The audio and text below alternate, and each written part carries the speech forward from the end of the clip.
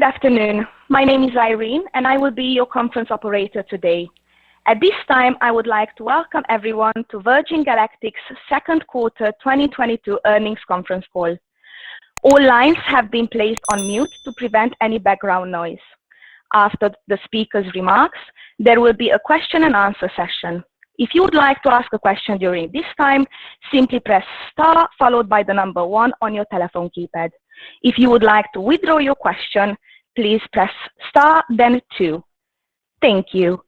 I will now like to turn the conference call over to Eric Cerny, Vice President of Investor Relations. Eric, please go ahead. Thank you. Good afternoon, everyone. Welcome to Virgin Galactic's second quarter 2022 earnings conference call.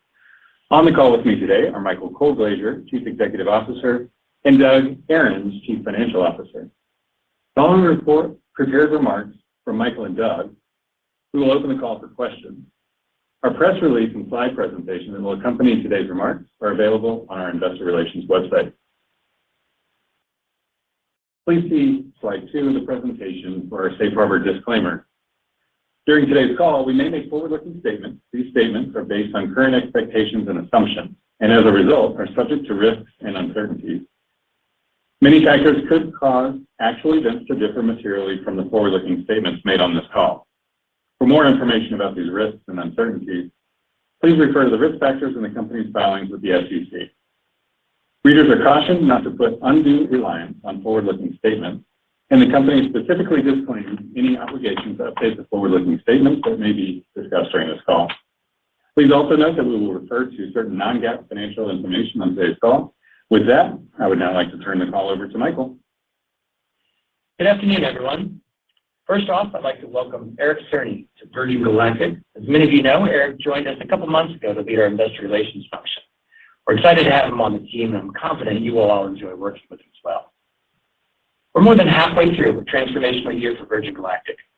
Over the last few months, we've put in place significant pieces of our strategic roadmap for our medium and our long-term operations. We have in the past talked about what we intend to do, but these recent steps lay out the specifics as to how we will ramp the production of our future fleet and deliver hundreds of space flights each year at our spaceports. We're progressing through the enhancement program with our initial fleet. However, important work on our mothership Eve has taken us longer to complete than we had planned, and we now anticipate private astronaut service commencing in Q2 of 2023. While the short-term schedule slide is unfortunate, our team in Mojave is working diligently to complete the work, and we continue to take a long-term approach to managing the business. The initiatives we have set in motion are powerful, and I look forward to sharing more detail about them on today's call. Today's agenda on slide 3 will start with advancements in our future fleet, followed by a commercial strategy update. We'll then get into the enhancement program and updated flight schedule for our initial fleet before handing the call over to Doug, who will provide a financial review of the quarter. Let's turn to slide 4 and production of our future fleet. Increasing the frequency of flight for each of our spaceships is how we unlock the true economic impact of commercial spaceflight. We are scaling our business, our space line, very intentionally around a spaceplane architecture, which enables us to collaborate with outstanding firms in the aerospace industry, companies that have the knowledge, technology, and capacity to help us produce vehicles with high-frequency turn time characteristics at volumes that can quickly meet our needs. Our next-generation motherships and spaceships are production versions of our existing vehicles, rather than so-called clean sheet designs. This means that the fundamental aerodynamics and core engineering are the same, allowing us to move through the development process with our partners at a much faster pace than if we were starting a new vehicle design process from scratch. A major part of our production approach is evidenced in our recently executed strategic agreement with Aurora Flight Sciences to design and manufacture our next-generation motherships. These vehicles are planned for final assembly at our facility in Mojave. Aurora's business is built around agility, innovation, and creativity, which is exactly the type of company that we want to be working with.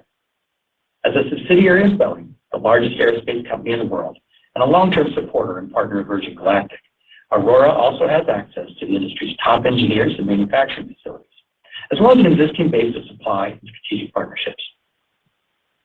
I've spent time with senior leaders from both Aurora and Boeing, and I've watched our teams collaborate. There is genuine excitement from both sides about what we are going to achieve together. We began working with Aurora several months ago to develop design specifications, as well as workforce and resource requirements. With the long-term agreement now in place, we are full steam ahead on development. Under the agreement, Aurora will deliver 2 new motherships, the first of which we expect to enter service in 2025, in time to begin carrying the first of the completed Delta-class spaceships as they begin test flights and research payload flights. These 2 motherships will support our planned 400 flights a year at Spaceport America in New Mexico. The agreement also enables us to realize cost and speed benefits for additional motherships as we expand to other spaceports. Turning to slide 5 and our production model spaceships, the Delta class. Last quarter, we shared that we had issued RFIs to Tier 1 and Tier 2 suppliers who expressed interest in working with us to deliver major sub-assemblies for our Delta class spaceships. We were very encouraged by the response. RFPs have been released, and while we aren't ready to share which specific firms will be joining our supplier base, the approach is generally consistent with our approach to motherships, with major sub-assemblies tasked out to premier aerospace firms and final assembly and test taking place at Virgin Galactic facilities. Important to the design and integration efforts of our Delta ships is the digital twin technology we are utilizing, which allows us to work quickly and efficiently with our partners, utilizing a single digital thread database for all production activity across the supply chain. In July, we executed a long-term lease for a new final assembly facility for the Delta-class spaceships. Facilities plan to have capability to produce up to 6 spaceships per year, providing scalability needed to support our business model. Construction has already started, and we anticipate the facility will be fully operational by late 2023, supporting our goal of rolling out the first Delta ships in 2025. The location at the Phoenix Mesa Gateway Airport is highly advantageous to our plans. The greater Phoenix area is an innovation hub with outstanding engineering and technical talent, driven by a long history of aerospace development in the region. There are excellent aerospace technician schools in the area, and the facility's location on the airport ramp allows for new spaceships to be picked up and flown by our motherships to New Mexico for flight testing and commercial operations. With Aurora, our new final assembly facility in Phoenix, and our soon-to-be selected Delta-class spaceship collaborators, we will have in place most of the core pieces of a supply chain and manufacturing footprint that leverages the best in the aerospace industry. We are confident this manufacturing approach will be able to deliver the quality and speed to market that we desire to scale quickly. Turning to slide 6. A major part of delivering the astronaut experience sits with technical operations, a team of maintenance, ground services, support engineering, and quality assurance personnel that ensures our spaceflight systems fit and ready to fly on the intervals that we expect. We have a terrific tech ops team at Spaceport America who have carried us through our flight test program, and we will be expanding the capabilities of this group as we enter commercial service.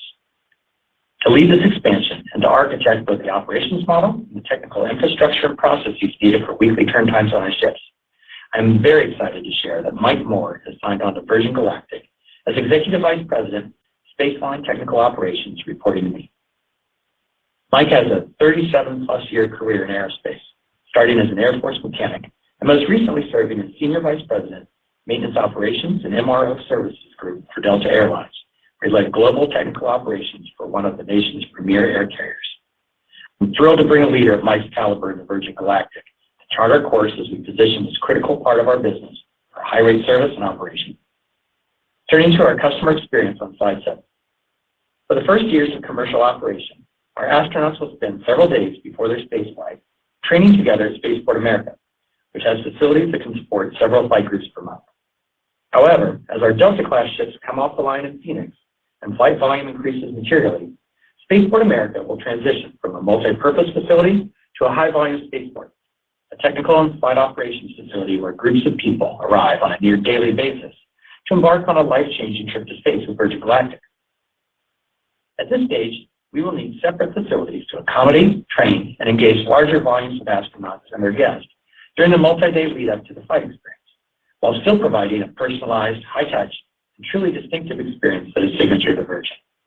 This location, or as we refer to it, the astronaut campus, is where the elements of the consumer experience come together. As we shared earlier this week, we've acquired land in Sierra County, New Mexico, which will be home to our first astronaut campus. Our intention for each astronaut campus is to create a distinct, one-of-a-kind destination that enhances an astronaut's journey by taking design and programming inspiration from the location on Earth above which we fly. Our first campus in New Mexico will do just that. As you can see from this aerial view of the land, which is located in driving proximity to Spaceport America, Our astronauts will be training for their flight from a perfect location. The master plan for the campus will include training facilities, purposeful accommodations, and tailored experiences, as well as an observatory, wellness center, recreation activities, and unique dining options, all underpinned by Virgin's signature hospitality.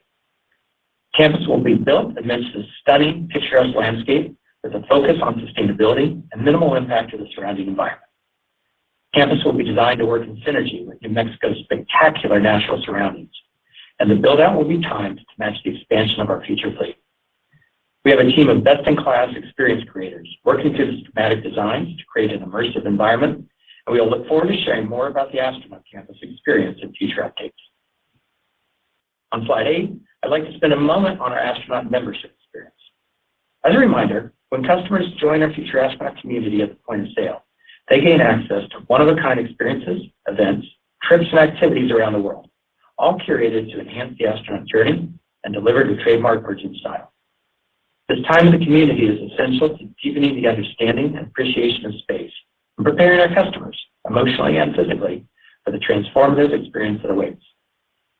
We are developing this membership experience, astronaut development and training, and impact and inspiration. An example of our approach will be our marquee membership event, Space for the Curious. The inaugural event is scheduled for early fall, and we intend for it to become an annual or twice-yearly event that we can export to markets around the world as we continue to grow our global footprint. This upcoming event will be a 3-day program for future astronauts, set against the rugged backdrop and dark night sky of Wyoming. It's been curated to enhance our customers' understanding of why space exploration matters and to give them access to world-class insight, expertise, and skills to help optimize their own spaceflight experience. The event includes thoughtful discussion, outdoor activities, music, and hospitality experiences designed to support those 3 core pillars.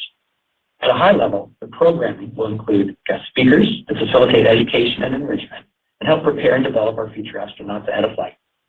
Discussions on the importance of space to science, research, and the planet.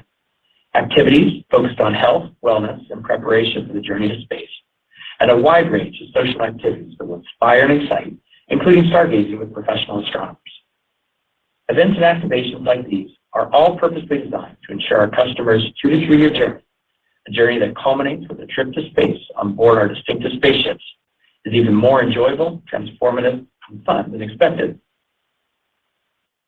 While the first of these future astronauts will begin flying to space next year, the limited capacity of our initial fleet means our later booking customers will have a waiting period beyond the 2 to 3 year journey we prefer.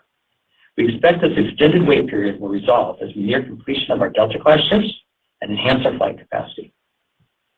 Turning to slide 9 for growth markets. As we look ahead to higher volumes, we are using the limited availability remaining in our initial tranche of 1,000 reservations to purposely develop 2 market segments that we expect will contribute meaningfully to our future demand. The first of these market segments is scientific and government research. We have a long-stated goal of building a meaningful research business by offering routine and reliable access to space with a flight profile that can be tailored to the payloads on board. We are able to offer something entirely new and highly valuable to the private and government research market. This is a strategically helpful market for our business model, as it commands a significant price premium to our current commercial passenger price point, and it also provides a positive brand benefit to the company by contributing to scientific advancement. Market interest and feedback around our research product has been very positive. We continue to get inquiries for research missions from across the world, including from governments and scientific researchers, and we plan to seize this market now to develop its volume in advance of our future capacity increases. We have learned the nature of research, and often the research funding life cycle means these customers require a shorter and more clearly defined time frame between sale and flight. In order for us to continue cultivating this market, we need to allocate near-term availability of research seats to match funding cycles and logistics for research projects. To strategically pursue and seed this market, we are reserving 10% of our first 1,000 seats for science and technology research missions. We will manage these through a separate flight manifest that runs alongside the private astronaut manifest. This limited allocation will allow us to meaningfully engage and grow the research marketplace over the next 1 to 3 years without having a material impact on the flight timing of our private astronaut customers. The second market we wish to develop is the luxury travel sector. As commercial spaceflight becomes more normalized during the next few years, we expect the high-end luxury and adventure travel markets to comprise a material percentage of our demand. We expect to ramp our internal sales team to capture much of this business, and we've recently hired a dedicated vice president of sales to begin the build-up of this team. We've also received interest from travel industry experts, some who have deep connections within specific geographic markets, to augment our internal sales efforts. To assess the potential of a travel industry partner, as previously announced, we're very pleased to provide exclusive access to a limited number of our remaining seats to Virtuoso, the world leader in experience-driven luxury travel. Similar to how we are aligning with the aerospace industry to scale our fleet, when we look at ramping customer acquisition and scale, this alliance with Virtuoso is a natural extension for us in a strategic, cost-efficient way to access new customers. Partnering with Virtuoso gives us immediate access to deep relationships with customers around the world who are looking for a one-of-a-kind journey, but who may not yet have considered space travel. We will continue to manage our own sales process and plan to continue selling our product directly. At the same time, it makes sense to explore a superb quality partner that opens the door to an untapped, established, and diverse clientele as we expand interest and increase access to space. As a referral arrangement, Virtuoso will leverage their network and expertise to identify and refer potential leads to Virgin Galactic, and will maintain control of our high-touch end-to-end customer sales journey and the powerful data and insights that come with that. Allowing for the research and Virtuoso allocations that will help prime these future growth markets, we're reaching the end of our first tranche of 1,000 seats. We intend to reserve the remainder of the seats that are available at the current $450,000 price point for referrals from our existing customers. We plan to open our next tranche of spaceflight reservations after we begin flying our current customers. On the topic of flying our current customers, let's move to slide 10 and the enhancement program associated with our initial fleet. The enhancements to Eve and Unity are designed to significantly improve the durability and reliability of these ships, enabling a higher frequency flight rate for commercial service. Last quarter, we shared that like many companies around the world, we were experiencing elevated levels of supply chain disruption as well as labor constraints. Many of these conditions have persisted through Q2, and our teams have put forth incredible effort to navigate the many challenges presented. I want to thank everyone at Virgin Galactic who's been part of that ongoing effort.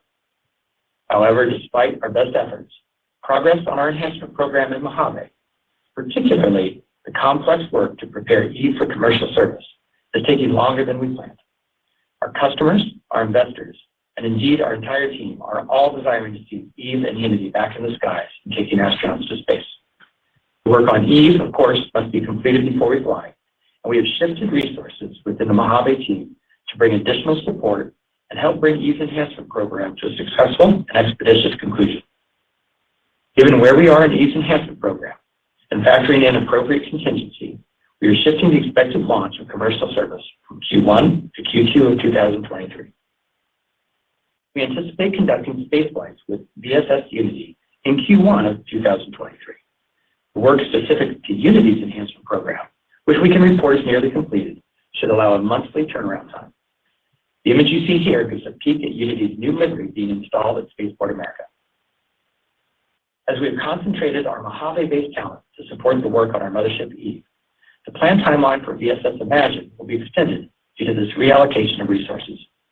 As it stands today, Imagine is scheduled to commence test flights in mid-2023 and private astronaut service as soon as Q4 of 2023. Imagine is a new vehicle and will require a sequence of planned test flights before it carries private astronauts. The variability inherent in flight test makes it prudent for us to allow for appropriate schedule flexibility, which could potentially extend Imagine's window for private astronaut service into early 2024. The work on Eve needs to complete, and we are very excited to see her come out of the hangar this fall. Even more exciting are the building blocks that we've put in place for the development of our future fleet and our astronaut experience. We continue to manage the company for long-term growth and value, and we are very pleased with the progress being made in that regard. I'll now turn the call over to Doug for an update on our financials. Thanks, Michael, and good afternoon, everyone. Turning to slide 11 and our financial results for the second quarter. We generated revenue of $357,000 in the second quarter, driven by future astronaut membership fees. Operating expenses were $110 million, compared to $74 million in the prior year period. The increase of $36 million is primarily attributable to higher R&D costs tied to our fleet enhancement activity and the ramp of development work on our future motherships and spaceships. We reported a GAAP net loss of $111 million compared to $94 million in the prior year period. Adjusted EBITDA was negative $93 million in the second quarter compared to negative $56 million in the prior year period, primarily driven by an increase in operating expenses. Free cash flow was negative $91 million at the high end of our guidance for the quarter, compared to negative $66 million in the same period last year. The increased spending is largely due to higher operating costs tied to our fleet enhancement activity and the ramp of development work on our future motherships and spaceships. Our balance sheet remains strong, with over $1.1 billion in cash equivalents, and marketable securities. The details Michael shared with you around our manufacturing approach for the motherships and spaceships and the investments we are making in our future astronaut experience are all consistent with the long-term commentary we have shared with you in prior quarters regarding our approach to the business model. Leveraging the aerospace industry supply chain to build major subassemblies allows our team to focus on design, engineering, final assembly, and ongoing operations and maintenance. Collaboration with companies such as Aurora allows us to minimize our capital expenditures for infrastructure required to scale the fleet, and it significantly accelerates our time to market. As you can see, we are rapidly moving ahead on our plans to scale the business. Many of the building blocks that Michael and I have talked about over the last several quarters are now in place. We are making strategic investments from a position of financial strength, with momentum in the business and a healthy balance sheet. Furthermore, we believe it is appropriate to take steps that give us financial flexibility going forward. To that end, today we filed a prospectus supplement and established an at-the-market program to sell up to $300 million of additional common stock. We are excited about the investments we've outlined, the spaceships, motherships, and infrastructure surrounding the astronaut experience. We therefore plan to always maintain a strong balance sheet, enabling us to fulfill our strategic plan of becoming a scaled commercial space line. Moving to guidance on slide 12. For the third quarter, we forecast free cash flow to be in the range of negative $110 million to $120 million. As we continue to ramp up our efforts to scale the business, we anticipate this number will continue to grow over the next several quarters. With that, I'll hand it back to Michael for some closing comments. Thanks, Doug. 2022 is the year we set ourselves up for scale and for the long term. We're moving into a building phase for our future, building out the factories, cultivating the partnerships, and growing the campuses, teams, and networks that will take us into the future. Shifting our commercial service launch to Q2 2023 is a short-term challenge that does not carry over to our longer-term objectives. We are taking an intentional, value-driven approach to this business, and we now have several core elements in place for us to scale the world's first commercial space line in a meaningful way. These include development of our next-generation motherships with Aurora, leveraging the aerospace supply chain to provide major subassemblies for our Delta-class spaceships at our new spaceship factory in Phoenix, and bringing together an unforgettable and truly unique consumer experience in New Mexico. Coming months will continue to be very busy for us, and I'm looking forward to sharing updates on our progress. And with that, we'll turn to questions. Operator, we're ready to begin the question and answer portion of the call. Thank you, dear speakers. Ladies and gentlemen, if you would like to ask a question, please press star, then 1 on your telephone keypad now. If you wish to withdraw your question, please press star, followed by number 2. When preparing to ask a question, please ensure your phone is unmuted locally. Our first question comes from Greg Conrad from Jefferies. Greg, your line is open. Good evening. Maybe just to start, I didn't hear an update on kind of backlog. I know last quarter it was at 800 seats. You know, where does that stand today? And then given the commentary, is there any government seats in there today? And does that mean that, you know, more than 0.5% of the remaining 1,000 seats are going to the government with the rest for referrals? Yeah, so as of the last quarter, we had talked about having approximately 800 future astronauts, and it was kind of a mix, but very few of those were in the research market. And as we were, and we went ahead and closed out some more of those private astronauts that were there earlier in the quarter. As we've been looking to build our research markets, we have great response, and we also have very great consistency of, hey, the research that I have needs to go in a certain timetable. And if I'm coming in at the end of the manifest, while I understand why that would be, I can't commit because I need to get my research going at this timetable. And also, again, not surprisingly, the funding cycle for research, whether that be private or government, is a shorter duration. And so in order for people to apply for their funding for their grants, they have to have a date ahead of time. And we just didn't have any inventory because we were putting it at the end to be able to offer it up to this market. And so we made a decision to make a strategic shift and take 10% of that first 1,000 seats and put into the research market. And as I kind of mentioned earlier, the reason is we want to seed this. I think this has potential to grow, but we need to allow people to actually use our platform for this, and we had to create a parallel manifest to do that. That takes us from 800, there's another 100 basically for research allocations. We closed some more earlier in the quarter before we made this kind of strategic shift to the research piece. And then the second growth market we're trying to go after is luxury and adventure travel. Now, not all, but I'd say a heavy percentage of the people that we have right now and that are flying are space enthusiasts. Somewhere, in their background has been a natural instinct and interest in getting to space. And then that will continue.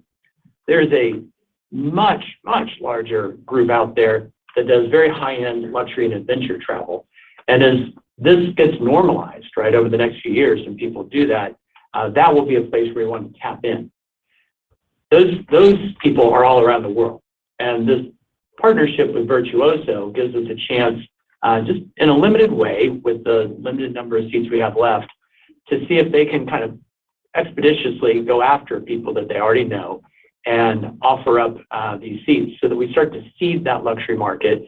And we get, kind of a run with a world-class partner and see if they can bring great people to us. So we've given, of the less than 100 we have left, we gave the majority of those over to Virtuoso. They have about 20,000 kind of partners within their group that do this. So we want to have a big enough slug that people had a chance to basically acquire one of these remaining seats. And then we've kept a few, I'll use the word house seats, that we'll use for referrals from our own team, just because I think we'll have some of those as well. And that roundabouts gets us to the 1,000 we had. As I mentioned, I like to have the time from when a future astronaut signs on with us to when they fly be in the 2 to 3 year range. I think that's an appropriate development of the journey and the personal kind of journey people will be going on here. Our capacity of these initial ships relative to the 1,000 has extended us past that.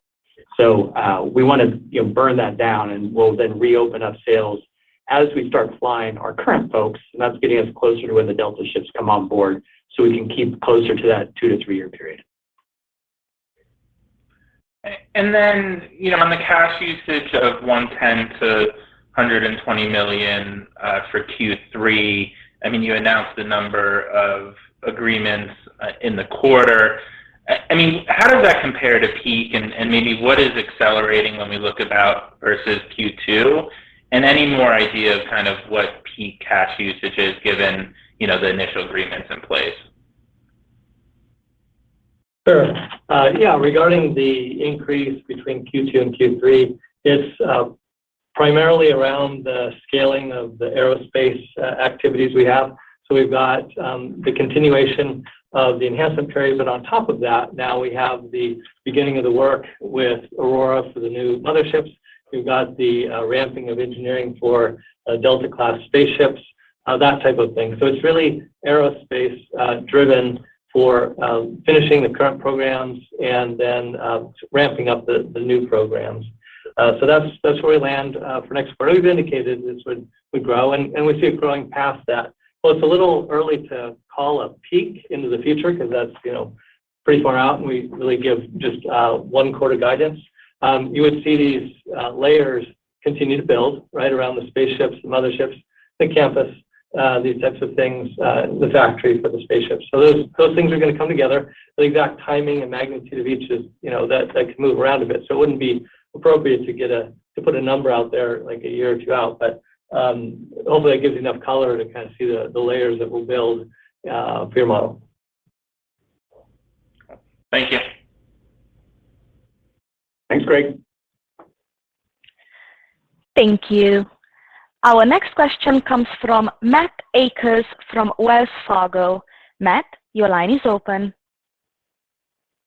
Hey, hi, good afternoon. Thanks for the question. I wanted to ask about, the partnerships on Delta and, kind of progress on the RFPs, and if there's any update on that or sort of the timing of when you think you might be able to announce an update there. I'll probably start sort of like specific timing announcement there, but the RFIs are long due, and the RFPs have been out for a while, and will be coming back in the upcoming kind of month or two here.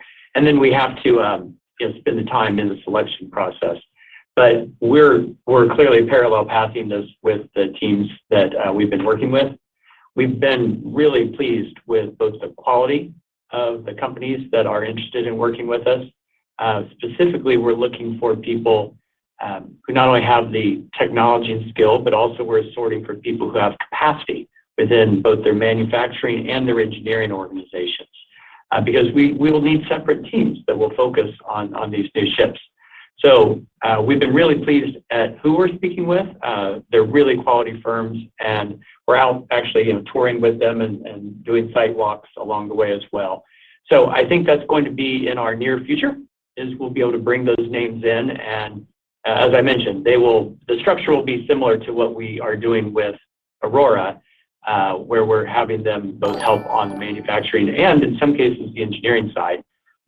Well, clearly we'll be doing a lot of the engineering on Deltas ourselves with the spaceships, but they're able to partner with us and get us scale in that way as well. And then we'll do final assembly in the new Phoenix facility discussed. Okay, thanks. And then I guess one more just on the kind of the delays on the Eve upgrades, and I guess if you could dive into more detail. I mean, is that supply chain disruptions, labor availability, just kind of scope change, or if you could just talk about sort of what the biggest kind of drivers of the delay were. Sure. Now, it's not scope change, and while supply chain everywhere remains challenged and something we're working on, our teams have done a really good job putting a box around the supply chain issues that we talked about earlier. And, again, we're still not out of the woods as a country in supply chain issues, but that's not really the driver. The driver is around the amount of time it is taking us to accomplish the work scope on Eve. There's the particular part that's probably most acute all happens around the center wing area. That's where, as you're probably aware, we are changing what had been a 3-point pylon that attaches the spaceship into a 4-point pylon. And a couple of things are going on in that. One is, we have amazing people that are excellent designers, and they take the drawings that we have and draw the installation on the ship. And the ships as built are different enough from the drawings that we had that we need to go back and conform those drawings to the as-built. And then it's a practical situation of labor, right? Whether people are out with COVID and we are waiting a little bit for the engineer to come back, whether it's just limited working environments there. If you've seen the wing of this airplane, it's a narrow wing. There's a limited number of access panels, and so everything can't happen in parallel. There's quite a bit of serialness that goes into this effort, and that's kind of what's going on here. It's compounded. We have all this happening in Mojave. Labor availability for the specific technical needs we have there, while we are able to keep and bring in, it is a challenged labor market in that area. And so what we've done is we have, as we saw Eve's work not progressing over these last couple of months, we have shifted resources from Imagine, who do have the technical expertise we need to also finish out Eve, because we need to get Unity back in the air and we need to get Eve flying. So hopefully that gives you a little bit of a sense there. We have really amazing people and they are working hard to do this. I'd say we had our planning of how long each of these pieces of work would take is where our miss is. We did not plan the full amount of time that's proven necessary to get this work accomplished. Okay. Yeah, that's great color. Thank you. Thank you. Our next question comes from Oliver Ken from Cowen. Oliver, your line is open. Hi, thank you, Michael and Doug. Regarding the astronaut campus, what should we know about cash flow and CapEx implications? And also, as you think more globally over time, how might this plan manifest? It sounds quite experiential and positive. And second, on the Space for the Curious event, I'm just curious about what metrics might be important for you to determine the success and return on investment there. And then lastly, on the delay, did you consider doing the delay even further to Q3 just to give yourself some more cushion because there's a lot of uncertainty some of it's uncontrollable. Thank you. Doug and I are looking at each other like who wants to take the first question there. So I was writing notes down, Oliver, on all three. You want to start, Doug, and I'll try to kick in? Sure, yeah, I'll start with the question on the campus. So in terms of timing and cash flow, so it will be occurring over a period of years, right? It's a real estate development project, and the intention is to have it ready as the Delta class is ramping, and so we've got it available for the customers that will be flying our Delta class. So it's a multi-year project. We aren't going to put a specific price tag on it. We're still finalizing exact amounts, but I can tell you it's significantly less than the other parts of our key investments, which would be spaceships and motherships. So to put it in perspective, but you'd expect to see some incremental real estate and development costs over about a 4-year period. And I'll just give you, Oliver, a little bit of just scope. We're building this for when we have our capacity on the Delta ships out, so that we're hitting effectively, weather not in our way, a near daily basis. So we will have effectively at any one period of time 5 individual groups of crews of spaceship participants, right? Future astronauts that are turning into astronauts. So each of those 5 groups, has up to 6 seats in it. And so we have a size, you're going to end up with 30 or so kind of individual parties that at the most, right? Sometimes we'll get a family party that will be in the same place. So that gives you a size. It's not a giant facility out in the desert because we are turning these over, right? Each day one group goes out and another group comes in. So we need enough for kind of 5 in a concurrent basis. So hopefully that gives you a little bit of a sense of scale. I tell you, you could probably see from that picture, this is a glorious location. It sits out there looking over the Rio Grande Valley. It has, you saw one view of it. On the other view are just these incredible mesas out in the distance. It's one of the things we love about New Mexico, the just ruggedness and natural beauty. And that's important because, as you heard us talk, we are taking people to get a perspective of the planet.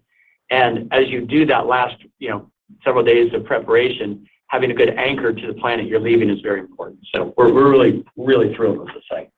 You talked about the Space for the Curious event and metrics. You also were kind of asking a return on investment piece. The events like this, some of our events are, I'll call it free virtual events. We're there, people come and visit our facilities. That's true. Or those are all kind of included and don't cost us much, but are very meaningful to the astronauts. These types of events, I'd say, are kind of an a la carte charge. So the astronauts who choose to come, not all of them, the astronauts who choose to come are effectively covering their cost to it. And then our costs are then more small and managed because it's mostly our internal time and some of the speaker engagements that we do. So what will we look for? over the course of time, this is one event we're giving you an example with, is penetration of the market. How many of the future astronauts are we engaging, and how many of these types of events, both big ones like the one we're discussing in Space of the Curious, smaller virtual events or in-person moments, how often are we able to keep the touch points with these folks, and what percent of the overall base do we find are kind of actively engaged versus partially engaged or lightly engaged. So those are the type of metrics that we will use because, again, we are carrying people through a 2 to 3 year journey along the way. These more intensive ones, deeper and personal ones, are kind of big steps forward, but they need to match with a bunch of smaller, lighter steps as well, so you have a collective experience before you come into the campus that we're talking about. So hopefully that gives you a little sense on metrics. And then you asked about the delay. Should we have thought about a longer delay? Look, you all, especially our future astronauts and our teams, we want to have these ships flying, and we have to do them the right way. So we're absolutely taking the time to do the work correctly and get that out. We have laid out, we call it laying out the schedule flat, right? Everything from what has to happen now on shift 1 and shift 2 to kind of stay on our schedule. So we're able to now march and manage this through on a day-by-day basis. And you see our move from Q1 of 23 to Q2. That gives us the contingency that we need for Eve and Unity, because Unity's, as you saw from the livery going up, it's kind of wrapped up.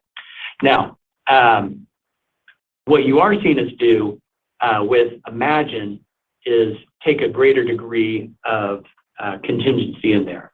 Right? Imagine we had to redirect resources from it, and we are wanting to make sure that we give it the time it needs through the flight test program. And while we have contingency built into our flight test, it's flight test. And this is the first, the ship is different than Unity.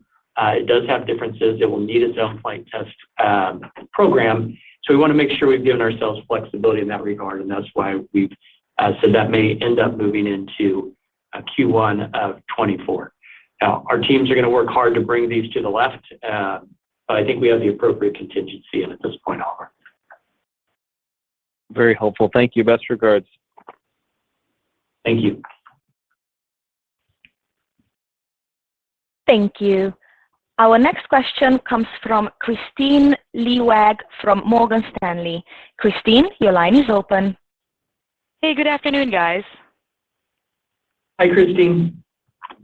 Hi. Hey, Michael. Thanks for the color on Eve.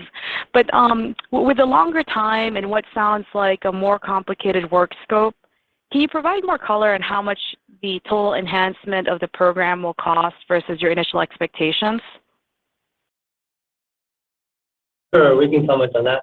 So if we look at the collection of the 3 vehicles we're working on and what we had planned for, we were actually seeing some savings initially because of the costs of the contracts we had, the contract labor in place and everything. So we had been building up some savings along the way. What we're finding is the extension of the schedule is eating up that savings with basically Eve and Unity is kind of consuming the savings we had. So we're back to where we originally budgeted. I think this new extension with Imagine is incremental. So there's down to 1 ship, versus 3, but that's probably the incremental part. So overall, more, but we're fortunate that we had some savings in the beginning to offset some of the things that happened later. Thanks. And as a follow-up to that, can you provide some numbers around the Imagine cost increase? That's a multi-year effort, and so I think it's hard to put it in perspective given it's been going on for several years. So I think what we're talking about is we're talking moving from mid-23 to the end of 23 for the enhancement period Q4. So you can just think of it as a quarter and a half if you were to take the midpoint there, kind of extension. But to try and put an exact price tag on it relative to the total cost, I don't think is helpful. But just kind of put it in perspective, it's 1 ship out of the 3, so it's a fraction of all of the effort. And the bulk of the spending right now is on Eve, is getting most of the attention, and Imagine is the next in line, but hopefully that puts it. Yeah, I guess the other thing, just a little bit added color of what's left on Imagine. It's not so, there's a little bit of, I'll call it hands on the ship, just finishing things out. But that's the smaller part. What we're going to be doing with Imagine is moving it through its test program on the ground and in the air. And so that's a different slice of engineering resources that we need for that. Obviously, we have people in Mojave that are working the ship throughout, but it's the cost that we'll spend moving through test as opposed to, giant groups of people that are building at that moment. Thank you for all the color, guys. You're welcome. Thanks, Christine. Thank you. Ladies and gentlemen, as a reminder, if you would like to ask a question, please press star, then 1 on your telephone keypad now. If you wish to withdraw your question, please press star followed by number 2. When preparing to ask a question, please ensure your phone is unmuted.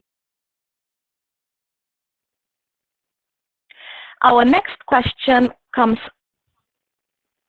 from Pete Osterland from Truist Securities. Pete, your line is open. Hey, good afternoon. Just had a question for you on R&D expense. So start commercial operations in second quarter of next year. Are you going to see any meaningful step down in R&D expense of getting the first ship up and running, or the work you're doing with Imagine and Delta, would it really be more of just a reallocation of resources where you'd expect to see R&D continue at or maybe above where it is right now? We would expect to see it at or above where we are now, because we'll be ramping heavily on the Delta class and the next generation motherships. Yes, we'll be rolling off on the one hand with the enhancement period, but pivoting and growing resources on the other side. So this is when I talk about spending increasing quarter over quarter and then continuing into next year, this is the category it will go into. Will be R&D primarily. So you'll see that type of trend. Thank you.